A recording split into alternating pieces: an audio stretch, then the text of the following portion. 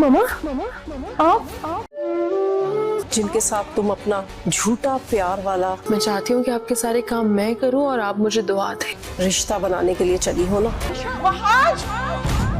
ताकि मेरी माँ के सारे गुनाह धुल जाए। अब किससे मुलाकात की उम्मीद लगाए बैठे हो? ये सब लोग बनावटी हैं, अपनी बीवी तक को तो मार दिया तुमने।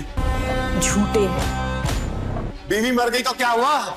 नहीं नहीं, वनीशा मेरी बेटी तो जिंदा है।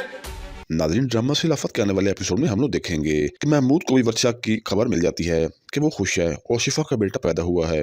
वो एक उम्मीद लगाकर बैठा होता है कि उसको कोई छुड़वाने के लिए जरूर आएगा, और वो कहता है कि अभी वर्षा जिंदा है, वो मुझे छुड़ाने के लिए आएगी। दूसरी तरफ हम लोग ये भी देखेंगे कि शिफा का बेटा पैदा होता है।